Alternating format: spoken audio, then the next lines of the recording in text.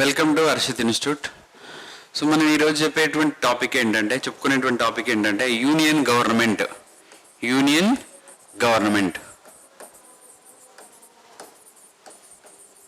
మనం కేంద్ర ప్రభుత్వం అని చెప్తా ఉన్నాం. యూనియన్ గవర్నమెంట్ లేదా కేంద్ర ప్రభుత్వం అని పిలుస్తా ఉన్నాం మనం. సో యూనియన్ గవర్నమెంట్ అంటే కేంద్ర ప్రభుత్వం అంటే ఇప్పుడు మన భారత రాజ్యాంగంలో ప్రజెంట్ అయితే 25 భాగాలు ఉన్నాయి. రాజ్యాంగం అమల్లోకి వచ్చినప్పుడు 22 భాగాలు ఉండే. భారత రాజ్యాంగం అమల్లోకి వచ్చినప్పుడు 22 భాగాలు ఉండే, ఇప్పుడు 25 భాగాలు ఉన్నాయి కదా. సో ఇందులో ఫస్ట్ పార్ట్ ఇండియన్ కాన్స్టిట్యూషన్లోని ఫస్ట్ పార్ట్ దేని గురించి చెప్పింది మనకి? టెరిటరీ ఆఫ్ ఇండియా, భారత భూభాగము దాని యొక్క పరిధి గురించి తెలిపింది అక్కడ. సో టెరిటరీ ఆఫ్ ఇండియాలో చూస్తే, టెరిటరీ ఆఫ్ ఇండియా కనుక చూస్తే, భారత భూభాగం దాని పరిధి కనుక చూస్తే 1 to 4 ఆర్టికల్స్ మనకు టెరిటరీ ఆఫ్ ఇండియా గురించి చెప్పాయి. అట్లనే మనకి ఇక్కడ రెండో భాగాన్ని పరిశీలన చేస్తే సిటిజన్షిప్ గురించి నా అంశాలన్నింటినీ కూడా సిటిజన్షిప్ గురించి అంశాలు. సో సెకండ్ పార్ట్ చెప్తున్నది ఇక్కడ 5 to 11 వరకు గల ఆర్టికల్స్, 5 to 11 వరకు గల ఆర్టికల్స్ సిటిజన్షిప్ గురించి తెలియజేస్తున్నాయి. నెక్స్ట్ థర్డ్ పార్ట్ వచ్చేసరికి ఫండమెంటల్ రైట్స్ లేదా ప్రాథమిక హక్కులు అంటున్నాం. ఈ ప్రాథమిక హక్కులు 12 to 35 వరకు గల ఆర్టికల్స్, 12 నుంచి 35 వరకు గల ఆర్టికల్స్ ఫండమెంటల్ రైట్స్ గురించి తెలియజేస్తూ ఉన్నాయి. నెక్స్ట్ ఫోర్త్ పార్ట్ వచ్చేసి డిపిఎస్పీలు, direct principles of state policies, లేదంటే ఆదేశక సూత్రాలు లేదా నిర్దేశక నియమాలు అంటాము. ఈ 4వ భాగము 36 నుంచి 51 వరకు గల ఆర్టికల్స్ 4వ భాగము తెలియజేసింది. ఇక్కడ 4A అనేటువంటి భాగము కొత్తగా చేర్చింది Indira Gandhi government 42nd constitutional amendment act in 1976. So 1976 ద్వారా కొత్తగా రాజ్యాంగంలో చేర్చింది ఇందిరాగాంధీ గవర్నమెంట్. ఈ 4th A అనేది మనకు దేని గురించి తెలియజేస్తున్నది అంటే, 4th A అనేటువంటి పార్ట్ ఫండమెంటల్ డ్యూటీస్ గురించి, ప్రాథమిక విధుల గురించి తెలియజేస్తూ ఉంది. సో దీనికి సంబంధించినటువంటి ఆర్టికల్ ఏదంటే 51 క్లాస్ ఏ అనే ఆర్టికల్ ఫండమెంటల్ డ్యూటీస్ గురించి తెలియజేస్తున్నాయి. ఇలా ఫస్ట్ నుంచి 4A వరకు గల ఆర్టికల్, 4A వరకు గల పార్ట్స్ గురించి మనం డీటెయిల్గా చెప్పుకున్నాం. సో మరి ఇప్పుడు ఈ రోజు తెలుసుకునేటువంటి టాపిక్ ఏంటంటే యూనియన్ గవర్నమెంట్ అంటే కేంద్ర ప్రభుత్వం గురించి తెలుసుకుందాం. కేంద్ర ప్రభుత్వంలో కనుక చూస్తే మీరు ఏ గవర్నమెంట్ తీసుకున్నా, యూనియన్ గవర్నమెంట్ తీసుకున్నా, స్టేట్ గవర్నమెంట్ తీసుకున్నా, కేంద్ర ప్రభుత్వం తీసుకున్నా, రాష్ట్ర ప్రభుత్వం తీసుకున్నా, మనకు ప్రభుత్వంలో 3 శాఖలు కనబడతాయి. అర్థమవుతుందా? ప్రభుత్వంలో ఎన్ని శాఖలు కనబడతాయి అంటే 3 శాఖలు కనబడతాయి. దాన్ని మనం ఏమంటామంటే లెజిస్లేచర్ అంటాం. మనం ఏమంటున్నాము? లెజిస్లేచర్ అంటే ఏంటిది? శాసన నిర్మాణ శాఖ అని అర్థం వస్తుంది. లెజిస్లేచర్ అంటే which makes law. Next so మరి ఆ లాస్ ఇంప్లిమెంట్ చేసే వాళ్ళను అంటే ఆ చట్టాలను అమలు చేసే వాళ్ళని ఏమంటామంటే మనం ఎగ్జిక్యూటివ్ బాడీ అంటాము. ఎగ్జిక్యూటివ్ బాడీ అని పిలుస్తాం బెట ఇక్కడ ఎగ్జిక్యూటివ్ బాడీ. సో మరి ఈ ఎగ్జిక్యూటివ్ బాడీ ఇంప్లిమెంట్ చేసేటువంటి చట్టాలు, లేదా లెజిస్లేచర్ బాడీ తయారు చేసినటువంటి చట్టాలు, లేదా లెజిస్లేటివ్ బాడీ రూపొందించినటువంటి చట్టాలు ఏంటి? కాన్స్టిట్యూషన్కు లోబడి ఉండాలి, విత్ ఇన్ ది కాన్స్టిట్యూషన్ ఉండాలి. ఒకవేళ కాన్స్టిట్యూషన్ ఓవర్ రూల్ చేస్తే, అనగా రాజ్యాంగాన్ని ఉల్లంఘన గనక చేస్తే ఏమవుతుంది? అవి చెల్లవు అని జడ్జిమెంట్ ఇచ్చే పవర్ ఎవరికి ఉంటుంది? జ్యుడిషియరీ బాడీకి ఉంటుంది. అర్థమవుతుందా? అంటే కేంద్ర ప్రభుత్వంలో మనకు ఎన్ని శాఖలు కనబడుతున్నాయి? 3 శాఖలు కనబడుతున్నాయి. మరి అలాంటి కేంద్ర ప్రభుత్వం ఎన్నో భాగంలో ఉంది? కేంద్ర ప్రభుత్వం అనేది మనకు ఎన్నో భాగంలో ఉన్నది? 5th పార్ట్లో ఉంది. 5th పార్ట్లో ఏ ఆర్టికల్ నుంచి ఏ ఆర్టికల్ వరకు గల, ఏ ఆర్టికల్ నుండి ఏ ఆర్టికల్ వరకు గల అంశాలు మనకు సెంట్రల్ గవర్నమెంట్ లేదా యూనియన్ గవర్నమెంట్ గురించి తెలియజేస్తున్నాయి అంటే 52 to 151 వరకు గల ఆర్టికల్స్, 52 నుంచి 151 వరకు గల ఆర్టికల్స్ మనకు దేని గురించి తెలియజేస్తున్నాయి? యూనియన్ గవర్నమెంట్ గురించి తెలియజేస్తూ ఉన్నాయి. ఒకసారి మళ్ళీ రిపీట్ చేస్తున్నా వినండి. ఇక్కడ కేంద్ర ప్రభుత్వం లేదా యూనియన్ గవర్నమెంట్ అని చెప్తా ఉన్నాం. యూనియన్ గవర్నమెంట్ గురించి 5th పార్ట్ చెప్తుంది. రాజ్యాంగంలోని 5వ భాగం 52 నుంచి 151 వరకు గల ఆర్టికల్స్ మనకి కేంద్ర ప్రభుత్వం లేదా యూనియన్ గవర్నమెంట్ గురించి తెలియజేస్తూ ఉన్నాయి. ఇక్కడ చట్టాలు చేసేటువంటి దాన్ని మనం లెజిస్లేచర్ అని చెప్తా ఉన్నాం. ఆ చట్టాలను అమలు చేసే బాడీని మనం ఎగ్జిక్యూటివ్ బాడీ అని చెప్తున్నాం. ఆ చట్టాలు ఒకవేళ కాన్స్టిట్యూషన్కు లోబడి లేకుంటే, రాజ్యాంగ ఉల్లంఘన కనుక చేస్తే అవి చెల్లవు అని తీర్పు చెప్పేటువంటి అధికారం ఉన్నటువంటి శాఖను జ్యుడిషియరీ బాడీ అని చెప్తున్నాం. సో మరి ఇది సెంట్రల్లో అయినా స్టేట్లో అయినా సేమ్ ఇదే విధమైనటువంటి బాడీ అనేది మనకి కనబడుతుంది. ఓకేనా? అయితే ఇప్పుడు చూస్తే మనకు 52 నుంచి 151 వరకు గల ఆర్టికల్స్లో శాసనశాఖ మరియు కార్యనిర్వాహక శాఖ, న్యాయశాఖ అనేవి ఏ విధంగా ఉన్నాయి అనేది చూద్దాం మనం. ఇక్కడ నేను ఏమని చెప్పాను? లెజిస్లేటివ్ బాడీ ఆర్ లెజిస్లేచర్ అంటే శాసన నిర్మాణ శాఖ అని చెప్పాను. అంటే కేంద్ర ప్రభుత్వంలో లేదా యూనియన్ గవర్నమెంట్లో చట్టాలు తయారయ్యే ప్లేస్నే లేదా చట్టాలు రూపొందించే ప్లేస్నే మనం ఏమంటున్నాము? పార్లమెంట్ లేదా లెజిస్లేచర్ బాడీ లేదా లెజిస్లేచర్ అని చెప్తా ఉన్నాం బేట. 2019-2020 సచివాలయం ఫలితాల్లో గ్రేడ్ 1, గ్రేడ్ 2లో స్టేట్ ఫస్ట్ తో పాటు గ్రూప్ 1, గ్రూప్ 2 రైల్వే, ఎస్ఎస్సీ మరియు ఎస్ఐ కానిస్టేబుల్లో వేల మందిని గవర్నమెంట్ ఉద్యోగులుగా తీర్చిదిద్దిన సంస్థ ఇప్పుడు సచివాలయం మరియు గ్రూప్ 2లకు కొత్త బ్యాచ్లు ప్రారంభం. మరిన్ని వివరాలు సంబంధించిన హర్షిత్ ఇన్స్టిట్యూట్ విజయవాడ. ఇక్కడ పార్లమెంట్ లో చట్టాలు తయారు కాబడతాయి. పార్లమెంట్ అంటే ఏంటి? ఆర్టికల్ నెంబర్ 79 ప్రకారం పార్లమెంట్ అంటే ఏంటంటే Rajya Sabha, Lok Sabha plus president of ఇండియాని కలిపి మనం పార్లమెంట్ అని చెప్తున్నాం. అంటే ఒక బిల్ అనేది చట్టంగా మారాలంటే నేనేమని చెప్పాను? చట్టాలు తయారయ్యే ప్లేస్ను లేదా చట్టాలు రూపొందించబడే ప్లేస్ను విచ్ మేక్స్ లా అంటే చట్టాలు రూపొందించే ప్లేస్ను మనం పార్లమెంట్ అని చెప్పినాం కదా. ఒక బిల్ అనేది చట్టంగా మారాలంటే రాజ్యసభ ఆమోదం తెలపాలి, లోక్సభ ఆమోదం తెలపాలి, ప్లస్ ప్రెసిడెంట్ ఆఫ్ ఇండియా ఆమోదం తెలపాలి. కాబట్టి దీన్ని బట్టి మనకి ఏమర్థమవుతుంది? పార్లమెంట్ అంటే రాజ్యసభ, లోక్సభ ప్లస్ ప్రెసిడెంట్ గురించి తెలియజేస్తున్నది. ఓకేనా? సో ఇది మనకు 79 నుంచి 123 వరకు గల ఆర్టికల్.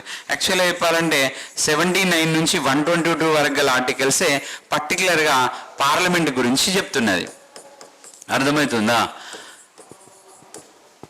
79 నుండి 122 వరకు గల ఆర్టికల్స్ పర్టికులర్గా పార్లమెంట్ గురించి తెలియజేస్తుంది. కానీ ఇక్కడ ప్రెసిడెంట్ ఆఫ్ ఇండియా అనే వ్యక్తి అంటే రాష్ట్రపతి, ఇప్పుడు మన ద్రౌపది ముర్ము గారు, ఈ పార్లమెంట్ సెషన్స్ లేనప్పుడు అనగా పార్లమెంటు సెషన్స్ కనుక కంప్లీట్గా ఏమవుతుంది? ఇప్పుడు ఫర్ ఎగ్జాంపుల్ నిన్ననే పార్లమెంట్ సెషన్స్ అయిపోయాయి. నెక్స్ట్ పార్లమెంట్ సెషన్స్ ఒక 6 నెలల తర్వాత 6 నెలల లోపు, ఇప్పుడు 2 పార్లమెంట్ సెషన్స్ మధ్య 6 నెలల కంటే మించడానికి వీలు లేదు. ఫర్ ఎగ్జాంపుల్ ఒక 6 నెలల తర్వాత పార్లమెంట్ సెషన్స్ మళ్ళీ స్టార్ట్ అయ్యాయి అనుకుందాం.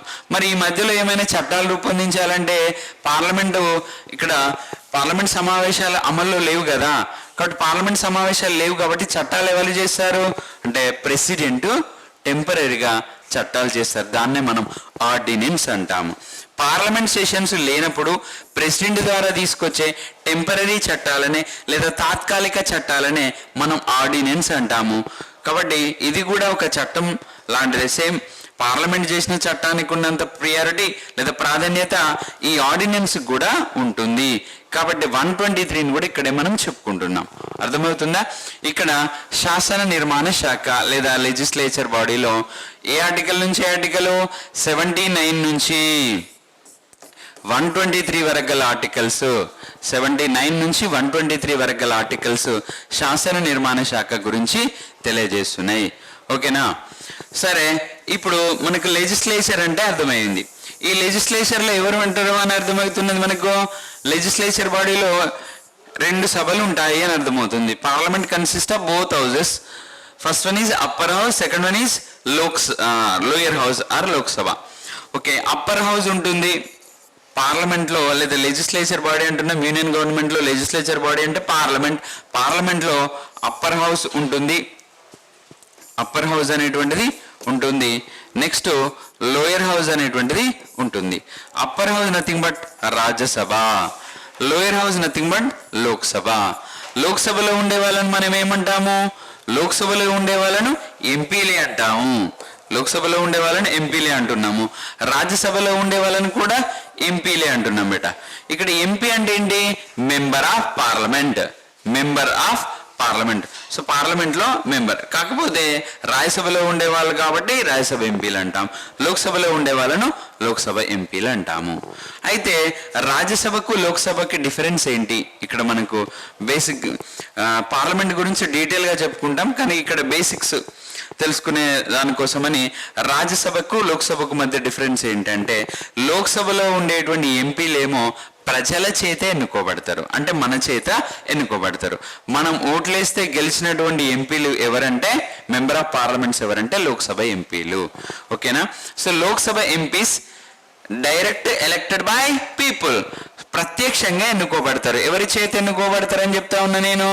ప్రజల చేత, అంటే మన చేతనే ఎన్నుకోబడతారు. కాబట్టి లోక్సభ ఎంపీలు డైరెక్ట్గా ఎన్నుకోబడతారు, ఎలక్ట్ కాబడతారు. అదే రాజ్యసభ ఎంపీలను కనుక చూస్తే, రాజ్యసభ ఎంపీలు ఇండైరెక్ట్గా ఎన్నుకోబడతారు. అనగా Rajya Sabha MPs elected by MLAs.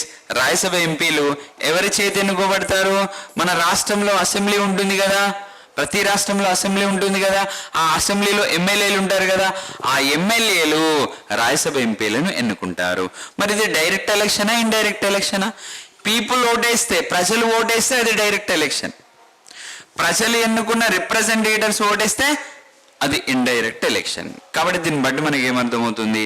ప్రజలేమో ఎమ్మెల్యేలను ఎన్నుకుంటున్నారు, ఎమ్మెల్యేలు ఏమో రాజ్యసభ ఎంపీలను ఎన్నుకుంటున్నారు.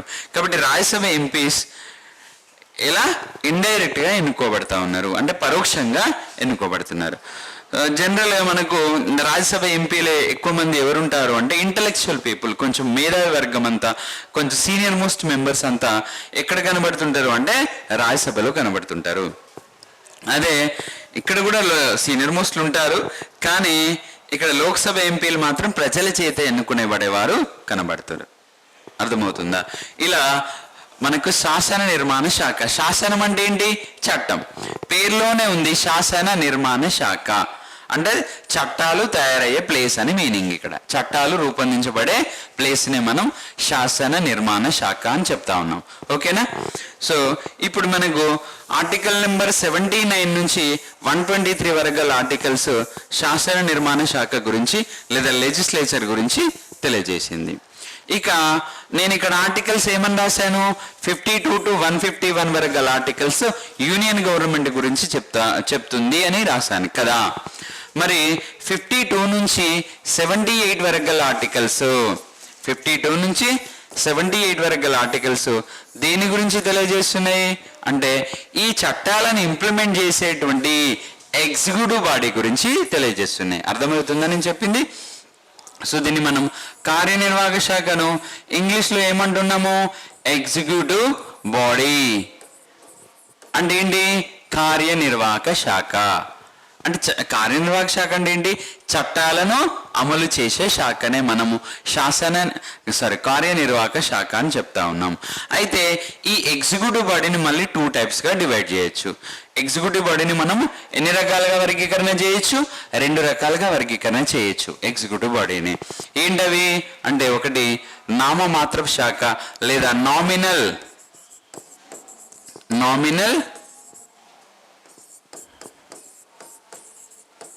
Executive body, nominal executive body. Next వాస్తవ కార్యనిర్వాహక శాఖ. వాస్తవ కార్యనిర్వాహక శాఖ అంటే ఏంటి? ఇక్కడ ఒరిజినల్. సో ఇదేమో నామినల్ కదా, ఇదేమో original. So original executive body. అర్థమవుతుందా? ఈ నామినల్ ఎగ్జిక్యూటివ్ బాడీ అంటే ఎవరు? నామమాత్రపు కార్యనిర్వాహక శాఖ ఎవరు అంటే president of India plus vice president అనేవారు. President of India, vice president అనేవారు నామమాత్రపు కార్యనిర్వాహక శాఖ కిందకి వస్తారు. అంటే నామమాత్రపు కార్యనిర్వాహక శాఖ అంటే ఏంటి? నామినల్ ఎగ్జిక్యూటివ్ పవర్స్ ఉన్నటువంటి ప్రెసిడెంట్, వైస్ ప్రెసిడెంట్ అని చెప్పుకుంటున్నాం కదా. అసలు ఏంటి నామమాత్రపు కార్యనిర్వాహక శాఖ అంటే? పేరుకు మాత్రమే మన భారతదేశంలో అత్యున్నతమైనటువంటి లేదా ప్రథమ పౌరుడు మన ప్రెసిడెంట్ ఆఫ్ ఇండియా అని చెప్తా ఉన్నాం. కానీ నిజంగా పవర్స్ ఎవరి దగ్గర ఉంటున్నాయి? పిఎం ప్లస్ మినిస్టర్స్ దగ్గర ఉంటున్నాయి. నిజంగా చెప్పాలంటే ప్రధానమంత్రి, మంత్రి మండలి నిర్ణయం తీసుకుంటే ఆ నిర్ణయాలపైన సంతకం మాత్రమే చేయగలుగుతా ఉన్నాడు. ప్రెసిడెంట్ పదవిలో ఉన్న వాళ్ళు సంతకం మాత్రమే చేయగలుగుతున్నారు. భారతదేశ అధినేత అంటాం మనం, దేశ అధినేత అని చెప్తాము. సో దేశ అధినేతకు మరి పవర్స్ ఉన్నాయా అంటే లేవు. ఎందుకంటే ఇండియా పార్లమెంటరీ సిస్టమ్ను ఫాలో అవుతుంది. కాబట్టి పార్లమెంటరీ సిస్టమ్ ఫాలో అయ్యే ప్రతి దేశంలో కూడా, పార్లమెంటరీ విధానాన్ని అనుసరించే ప్రతి దేశంలో కూడా రాష్ట్రపతి లేదా దేశాధినేతకి పవర్స్ ఉండవు. ఇక మన మాటల్లో చెప్పుకోవాలంటే ప్రెసిడెంట్ జస్ట్ రబ్బర్ స్టాంపు మాత్రమే, చట్టాల మీద సైన్ చేయడానికి మాత్రమే పనికొస్తాడు అని ఇక మనం నిజంగా చెప్పాలంటే అందుకు మాత్రమే పనికొస్తాడని చెప్పాలి. ఎందుకంటే పూర్తి స్థాయి పవర్స్ వీళ్ళ దగ్గర లేవు. మరి నిజంగా పవర్స్ ఉండేవి ఎవరికి? ప్రధాని మంత్రి మండలికి. కాబట్టి నిర్ణయాలు నిజంగా తీసుకునేది ఎవరు అంటే ప్రధాని మంత్రి మండలి. అందుకే ఒరిజినల్ ఎగ్జిక్యూటివ్ పర్సన్స్ ఎవరు అంటే పిఎం ప్లస్ మినిస్టర్స్ అని చెప్తున్నాం. ఓకేనా? ఒకవేళ ప్రెసిడెంట్ రిజైన్ చేసినా, ప్రెసిడెంట్ చనిపోయినా, ప్రెసిడెంట్కి ఏదైనా హెల్త్ సిక్ వచ్చినా అప్పుడు వైస్ ప్రెసిడెంట్ అనే పర్సన్ టెంపరీ ప్రెసిడెంట్ కాగా ప్రెసిడెంట్ లాగా పనిచేస్తాడు. కాబట్టి ఇండియాలో ప్రెసిడెంట్ అనే పోస్ట్ ఉంది, వైస్ ప్రెసిడెంట్ అనే పోస్ట్ ఉంది. ఈ వైస్ ప్రెసిడెంట్ పోస్ట్ ఎందుకు అంటే ఒకవేళ ప్రెసిడెంట్ చనిపోయినా లేదా ప్రెసిడెంట్ రాజీనామా చేసినా వైస్ ప్రెసిడెంట్ అనే పర్సన్ టెంపరీ ప్రెసిడెంట్ లాగా పనిచేస్తాడు. లేదా అక్కడ ఎవరు ఉంటే ప్రెసిడెంట్ ప్లేస్లోకి వచ్చేస్తారు. అంటే వైస్ ప్రెసిడెంట్ పదవిలో ఉన్న ఎవరైతే ఉన్నారో ఆ జెన్ ఉన్న లేడీ ఉన్న వాళ్ళు ప్రెసిడెంట్ పదవిలోకి వచ్చేస్తారు. కానీ టెంపరీగా మాత్రమే ఉంటారు, ఒక 6 నెలల వరకు మాత్రమే ఉండవచ్చు. ఫర్ ఎగ్జాంపుల్ అమెరికా తీసుకుందాము. అమెరికాలో ఫర్ ఎగ్జాంపుల్ ఇప్పుడు జో బైడెన్ ఉన్నాడు బేట. జో బైడెన్ అనే వ్యక్తి రాజీనామా చేశాడు అనుకుందాం, అమెరికా ప్రెసిడెంట్ పదవికి రాజీనామా చేశాడు అనుకుందాం. జో బైడెన్ రాజీనామా చేస్తే అక్కడ ఉన్నటువంటి కమలా హ్యారిస్, వైస్ ప్రెసిడెంట్ అయిన కమలా హ్యారిస్ పర్మనెంట్ ప్రెసిడెంట్గా మారిపోతుంది. అనగా అమెరికాలో ఒకవేళ ప్రెసిడెంట్ చనిపోయినా, ప్రెసిడెంట్ రాజీనామా చేసిన వైస్ ప్రెసిడెంట్ పర్మనెంట్ ప్రెసిడెంట్గా మారతారు. కానీ మన ఇండియాలో అలా కాదు. మన ఇండియాలో ఎలా ఉంటుంది? వైస్ ప్రెసిడెంట్ కనుక ప్రెసిడెంట్ కనుక చనిపోయినా లేదా రాజీనామా చేసిన వైస్ ప్రెసిడెంట్ ఒక 6 months వరకు టెంపరీ ప్రెసిడెంట్ లాగా పనిచేయవచ్చు.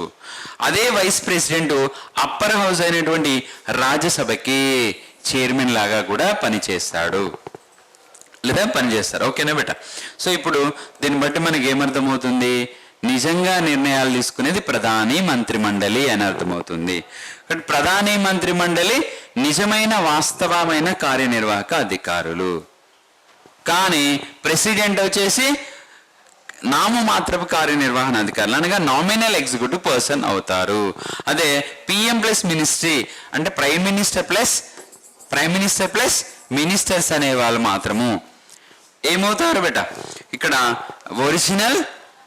ఒరిజినల్ ఎగ్జిక్యూటివ్ పర్సన్స్ అవుతారు. ఓకేనా?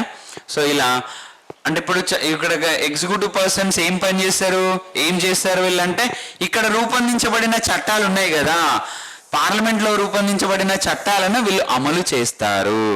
ఓకేనా? మరి దీనికి సంబంధించినటువంటి ఆర్టికల్స్ ఏంటి? ఎగ్జిక్యూటివ్ బాడీకి సంబంధించినటువంటి ఆర్టికల్స్ ఏమున్నాయి అంటే 52 నుంచి ఆర్టికల్ నెంబర్ 52 నుంచి 78 వరకు గల articles, 52 to 78 articles described about executive body. మనకి ఇక్కడ 52 నుంచి 62 వరకు గల ఆర్టికల్స్ ప్రెసిడెంట్ గురించి, ఇక 63 నుంచి 71 వరకు గల ఆర్టికల్స్, 70 వరకు గల ఆర్టికల్స్ ఏమో వైస్ ప్రెసిడెంట్ గురించి, 71 అనేటువంటి ఆర్టికల్ ఏమో ఆర్టికల్ నెంబర్ 71 వచ్చేసి మనకు దేని గురించి చెప్తున్నది అంటే ప్రెసిడెంట్ వైస్ ప్రెసిడెంట్ ఎలక్షన్లో వివాదాలు కనుక వస్తే ఎన్నికల వివాదాలను పరిష్కరించే అధికారం సుప్రీంకోర్టుకు ఉంది అని మనకు ఆర్టికల్ నెంబర్ 71 చెప్తా ఉన్నాయి. ఇలా పర్టికులర్గా president, vice president, PM plus మినిస్ట్రీల గురించి తెలియజేసే ఆర్టికల్స్ ఏంటి, ఎక్కడి నుంచి ఎక్కడి వరకు ఉన్నాయి అంటే 52 నుంచి 78 వరకు గల ఆర్టికల్స్, 52 నుంచి 78 వరకు గల ఆర్టికల్స్ మనకి రాష్ట్రపతి, ఉపరాష్ట్రపతి, ప్రధాని మంత్రి మండలి అనే వాళ్ళ గురించి తెలియజేస్తున్నాయి. ఈ మధ్యలో ఒక ఆర్టికల్ 76 అనేది అటార్నీ జనరల్ ఆఫ్ ఇండియా గురించి తెలియజేస్తుంది. అటార్నీ జనరల్ ఆఫ్ ఇండియా అనే పదవి గురించి తెలియజేస్తుంది. కానీ ఈ అంశాన్ని మనము ఇక్కడ కాకుండా 5th పార్ట్లో కాకుండా కమిషన్స్ అనే టాపిక్ దగ్గర అంటే సంస్థలు ఉంటాయి కదా, రాజ్యాంగబద్ధమైన సంస్థలు, చట్టబద్ధమైన సంస్థలు అనే టాపిక్ ఉంది కదా మనకు, అక్కడ తెలుసుకుంటాం అన్నట్టు. సో రాజ్యాంగబద్ధమైన సంస్థల్లో ఒక రాజ్యాంగబద్ధమైన పదవి అటార్నీ జనరల్ ఆఫ్ ఇండియా. ఈ అటార్నీ జనరల్ ఆఫ్ ఇండియా గురించి తెలియజేసే ఆర్టికల్ 76. ఓకేనా? సో ఇదంతా మనకు ఎక్కడ తెలుసుకుంటున్నాము? కమిషన్స్ అనే టాపిక్ దగ్గర తెలుసుకుంటున్నాం. ఇక్కడ మాత్రం president, vice president, PM plus ministry, మంత్రి మండలి గురించి సో మనం తెలుసుకుంటున్నాం. ఓకేనా? నెక్స్ట్ ఇక్కడ నేనేమని చెప్పాను, స్టార్టింగ్ లోనే ఒక విషయం చెప్పాను, ఇదేమో చట్టాలు తయారు చేస్తుంది, పార్లమెంట్ అనేదేమో చట్టాలు తయారు చేస్తుంది మనకి అని చెప్పాను. సో పార్లమెంట్ ఏమో చట్టాలు తయారు చేస్తుంది అని చెప్పాను. అదే ఇక్కడ ఈ ఎగ్జిక్యూటివ్ బాడీ ఏమో చట్టాలను అమలు చేస్తుంది అని చెప్పాను. మరి అవి కనుక అంటే చట్టాలు కనుక దేనికి లోబడి ఉండాలని చెప్పాను? రాజ్యాంగానికి లోబడి ఉండాలని చెప్పాను. ఒకవేళ రాజ్యాంగానికి లోబడి లేకపోతే వాటిని కొట్టివేసే అధికారము న్యాయస్థానాలకి ఉంది. సో ఇక్కడ సెంట్రల్లో ఉన్నటువంటి జ్యుడిషియరీ బాడీ ఏదంటే సుప్రీంకోర్టు. సెంట్రల్లో ఉన్నటువంటి జ్యుడిషియరీ బాడీ ఏదంటే సుప్రీంకోర్టు. సుప్రీంకోర్టు గురించి ఏ ఆర్టికల్స్ నుంచి ఏ ఆర్టికల్స్ వరకు ఉన్న ఆర్టికల్స్ మనకు 124 నుంచి 147 వరకు గల ఆర్టికల్స్ సుప్రీంకోర్టు గురించి తెలియజేస్తూ ఉన్నాయి. సో మనకి ఇక్కడ న్యాయశాఖ అనేటువంటి సుప్రీంకోర్టు 124 నుంచి 147 వరకు గల ఆర్టికల్స్ తెలియజేస్తున్నాయి. ఓకేనా బెట? క్లియర్ కదా? నేను ఇక్కడ ఏమని చెప్పాను? కేంద్ర ప్రభుత్వం లేదా యూనియన్ గవర్నమెంట్ లో 52 నుంచి 151 వరకు గల ఆర్టికల్స్ దేని గురించి తెలియజేస్తున్నాయి? కేంద్ర ప్రభుత్వం లేదా యూనియన్ గవర్నమెంట్ గురించి తెలియజేస్తున్నాయి అన్నాను. మరి 147 వరకే వచ్చాయి కదా, అంటే కాగ్ అనేటువంటి పోస్టు ఒకటి ఉంటుంది.